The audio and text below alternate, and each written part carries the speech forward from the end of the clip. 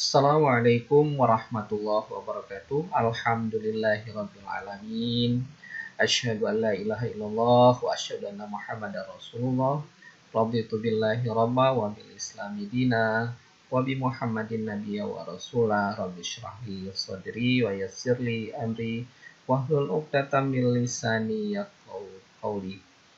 Kita hendaknya selalu bersyukur pada Allah Subhanahu wa taala atas limpahan rahmat kita atau limpahan rahmat yang diberikan oleh Allah kepada kita semua, sehingga pada kesempatan ini kita bisa berjumpa kembali di dalam perkuliahan manajemen ternak perah. Nah, pada kesempatan kali ini kita akan membahas tentang masa kering kandang ya, sebelum kelahiran, sebelum ternak itu melahirkan, kita persiapkan ya, ada masa yang namanya masa kering kandang dan proses kelahiran. Insya Allah kita akan bahas pada kesempatan ini.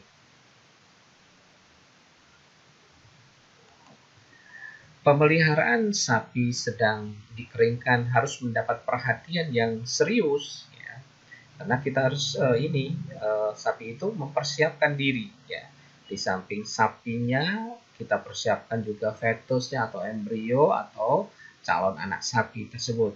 Karena sapi dalam keadaan bunting, bahkan dalam gerak badan pun kita harus perlakukan secara hati-hati ya, terhadap hal-hal yang dapat menimbulkan kelahiran sebelum waktunya ya.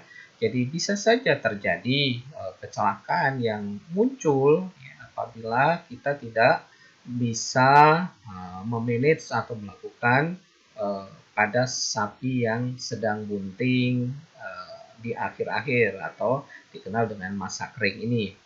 Nah, sapi yang sedang laktasi dan telah bunting 7 bulan misalnya, harus mulai diperhatikan pemerahan susunya ya. Kan sapi itu harus terus diperah, tidak bisa dibiarkan ataupun tidak berproduksi. Tetapi kita harus hati-hati kalau sudah masa kering ini atau masa 7 bulan ini. Hal ini perlu kita lakukan untuk memberikan kesempatan istirahat pada sel-sel ambing, sehingga diharapkan masa laktasi berikutnya akan dicapai produksi yang maksimal. Jadi sel-sel yang ada pada ambing ya yang nantinya memproduksi susu atau mensintesis susu itu diperlukan masa istirahat ya. Perbaikan pada selnya, dibutuhkan pakan yang baik nantinya supaya bisa menstimulir aktivitas dari sel alveoli ini ya, sehingga pada masa laktasi berikutnya didapatkan produksi yang optimal ya. Ini sangat penting, harus dilakukan. Di samping itu juga menyimpan persediaan kebutuhan tubuh yang nanti digunakan masa laktasi berikutnya.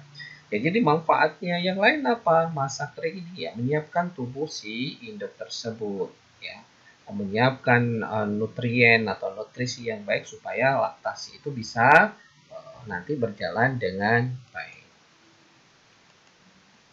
Nah, sapi-sapi yang akan dikeringkan dilakukan pengurangan pemberian pakan konsentrat. Kita tahu ya bahwa untuk produksi optimal itu, produksi susu optimal tentunya karena kita membahas sapi perah, itu diperlukan atau support konsentrat yang baik ya. Bagaimana kandungan proteinnya, bagaimana energinya, itu harus sesuai ya, sesuai dengan produksi susunya. Nah, pada saat masa kering ini, konsentrat selama awal pengeringan plus minus 2 minggu ya, dan selanjutnya apabila sudah betul-betul kering ditambah lagi sedikit demi sedikit. Maksudnya di sini kita lakukan pengurangan konsentrat yang selama ini kita ya di dalam produksi yang masa laktasi kita genjot misalnya dengan konsentrat baik kuantitas, kualitasnya harus cukup. Nah, masa kering ini kita mulai kurangi sedikit demi sedikit supaya kita bisa melakukan pengeringan. Jadi produksi susunya bisa diturunkan. Nah, hal ini dimaksudkan agar susu yang dihasilkan tidak terus-menerus keluar terus-menerus keluar ya, karena aktivitas hormon perangsang alveoli kelenjar susu, juga untuk menghindari penimbunan lemak yang berlebihan. Nah, ini tujuan kenapa kita kurangi dulu ya, setelah produksi susunya turun dan kering, baru kita mulai perlahan-lahan kita tambah atau memberikan konsentrat itu kembali. Nah, ini beberapa hal. Ini semuanya intinya adalah bagaimana mempersiapkan tubuh ya, induk, terutama sel yang terjadi ada di dalam ambing ini, di dalam ini ya, di dalam alat produksi susunya ini ya. Kalau kita sebut itu kan ambing ya pada sapi atau blend mamai ya. Ini adalah yang memproduksi susu, ini harus disiapkan semuanya sehingga nanti pada masa laktasi berikutnya kan produksinya akan bisa dipertahankan dengan baik.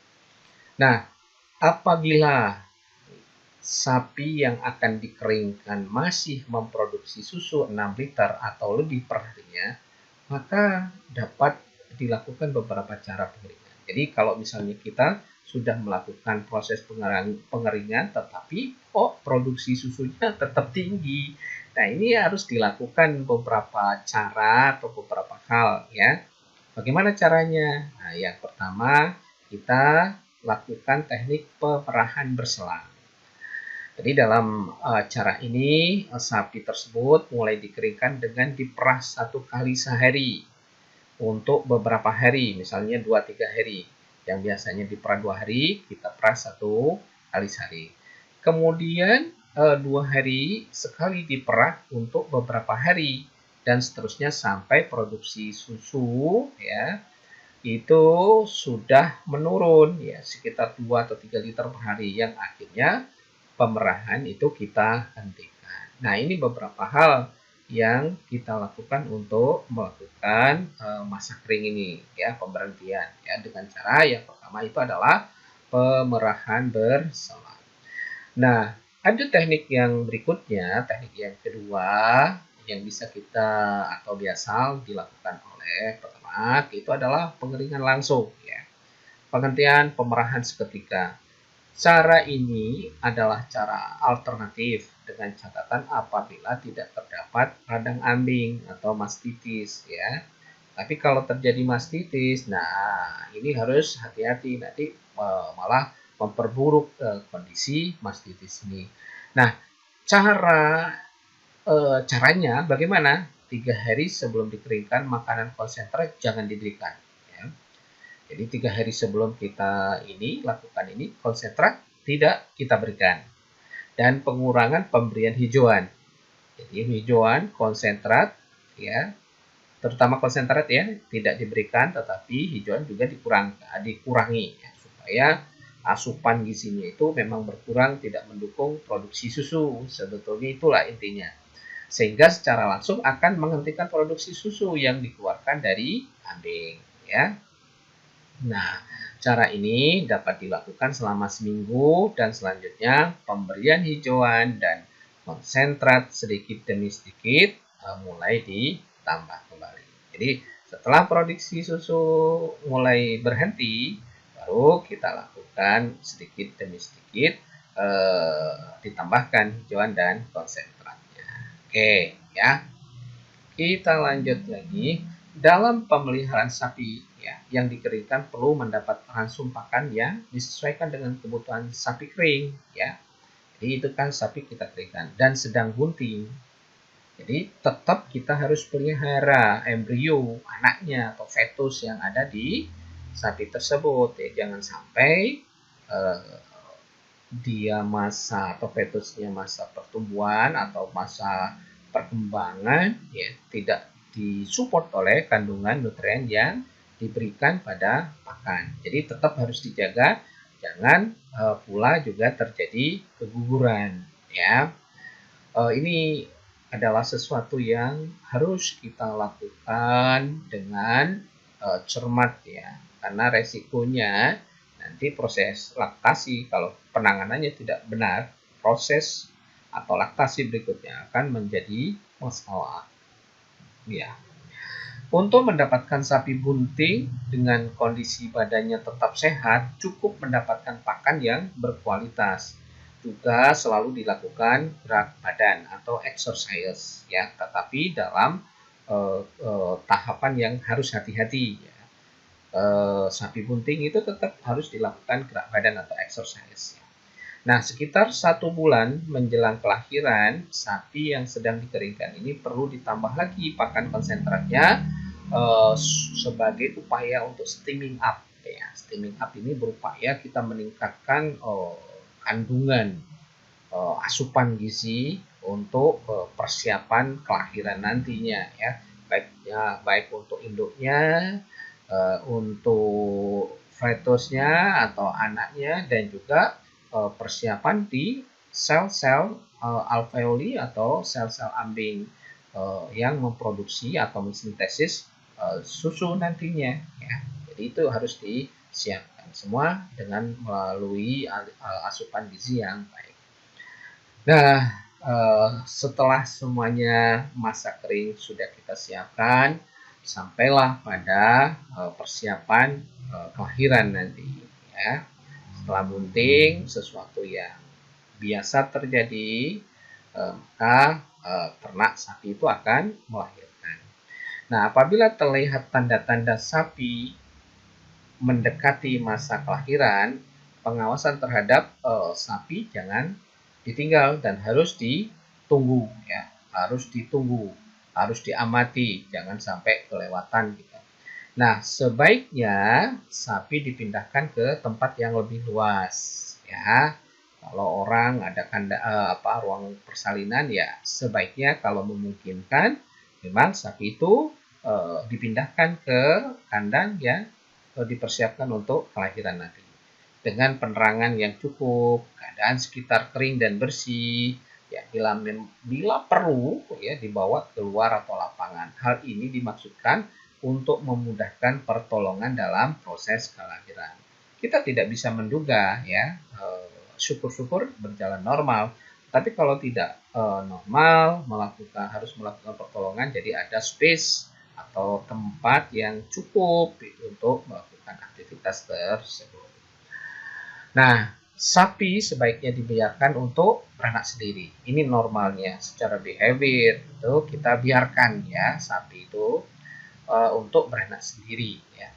Bantuan hanya diberikan apabila sapi menunjukkan tanda-tanda kesulitan dalam melahirkan. Ingat, ya, kalau dia tidak ada tanda-tanda kesulitan untuk melahirkan, kita biarkan saja. Ya, kita biarkan saja sapi itu melahirkan secara alami, ya, secara normal, syukur-syukur secara baik, ya. Nah, pada waktu akan menolong kelahiran, diusahakan selalu menjaga kebersihan tangan, misalnya alat-alat yang digunakan harus dibersihkan terlebih dahulu dengan desinfektan seperti betadine ataupun larutan yodium ataupun yang desinfektan yang lain yang ada di pasaran, ya, itu.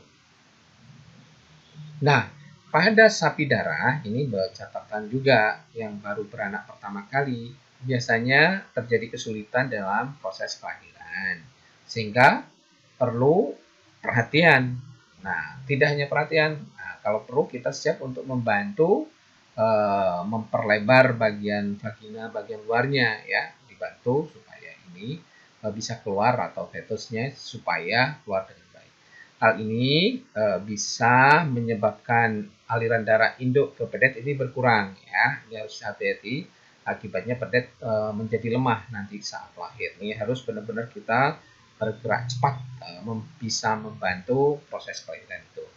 Nah, apabila pedet yang baru lahir pernapasannya lemah, maka segera diberikan rangsangan dengan menggosok bagian dadanya. Kita gosok-gosokkan dadanya dengan jerami yang kering ataupun handuk atau kain lap yang kering supaya merangsang paru-parunya bisa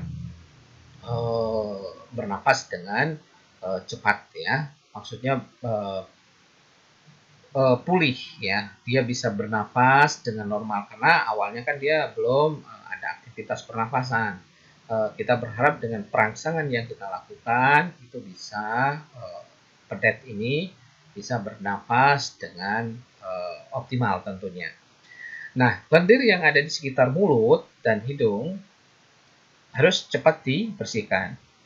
Apabila di dalam tenggorokannya banyak lendir, dapat dilakukan dengan mengangkat kaki belakang dengan bagian dadanya terus digosok-gosok ya, dan agak ditekan maksudnya, sehingga lendir dapat dikeluarkan. Kalau ini ada lendir yang ada menutupi di dalam mulutnya, sehingga diberikan larutan yodium seperti betadine pada tali pusatnya. Maksudnya setelah mengeluarkan itu ya, setelah mengeluarkan kalau ada lendir di dalam mulutnya, maka penanganan berikutnya adalah bagaimana cara menangani tali pusarnya ya, yang sudah ya, dipotong misalnya, itu harus menggunakan antiseptik ya, misalnya bisa menggunakan yodium atau betadine ataupun yang lain supaya tidak terjadi infeksi. Dan secepatnya langkah berikutnya adalah memberikan susu pertama atau kolostrum sesegera mungkin, karena ini adalah susu yang baik ya untuk imunitas dan kekebalan tubuh si anak, si pedet ini ya. Kita jatahnya kolostrum ini harus diberikan. Nah, apabila dalam proses kelahiran terjadi posisi pedet dalam kandungan tidak normal, ini bisa saja terjadi ya. Ini harus benar-benar, makanya di dalam proses kelahiran itu kita harus lebih ekstra hati-hati mengawasi sapi-sapi yang sudah masa kebuntingan di akhir-akhir mau partus dia mau melahirkan.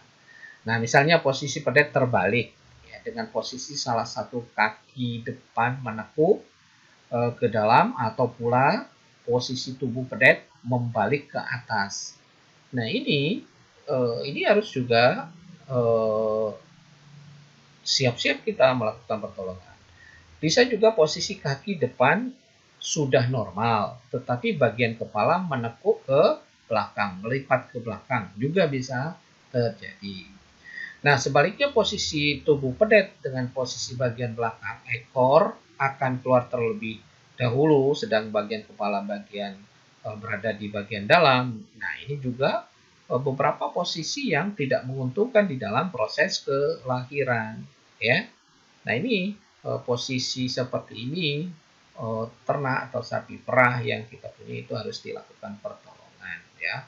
Kondisi kalau pada orang itu dikatakan sebagai posisi sungsang ya, atau bisa terjadi proses permasalahan distokia, kesulitan di dalam mengeluarkan fetus ya. Nah, bila mengetahui hal tersebut di atas, maka harus dilakukan untuk memperbaiki posisi pedet dengan mendorong kembali ke dalam rahim dan dibetulkan posisinya dengan memutar badan pedet, memperbaiki posisi letak kaki atau bagian kepala ke posisi yang normal. Catatan di sini adalah harus dilakukan oleh orang yang ahli ya, misalnya mantri yang sudah mendapatkan pelatihan atau dokter hewan yang jelas ya. Setelah itu baru kemudian membantu proses kelahiran dengan menarik bagian kaki depan itu untuk dikeluarkan. Setelah kelahiran pedet, tertolong segera bersihkan atau dibersihkan induk yang baru beranak dan lakukan perahan kolostrum. Kolostrumnya harus dikeluarkan atau segera diperah, dan kita berikan jatah kolostrum itu, susu kolostrum itu pada pedet atau anak pedetnya. Nah, beberapa jam kemudian apabila ya sapi dalam keadaan normal, maka ari-ari atau plasentanya akan terlepas keluar ya, keluar secara normal dengan sendirinya ya, secara normal itu. Tetapi ada pula sapi yang ari-arinya sulit keluar sampai beberapa hari dikenal sebagai retensio secundinarum. Maka apa yang harus dilakukan? Ya, minta bantuan petugas, ya, mantri hewan ataupun dokter hewan, ya. Jadi ini harus dikeluarkan, itu tidak bisa dibiarkan di dalam itu dan akan menimbulkan masalah nanti, infeksi dan lain-lain, ya. Nah, apabila terjadi kelahiran kembar, jantan dan betina, ya, kembar jantan betina, bukan kita malah woi senang, ya, di satu sisi senang juga, tetapi di satu sisi juga ini untuk bibit ini akan jadi masalah, ya.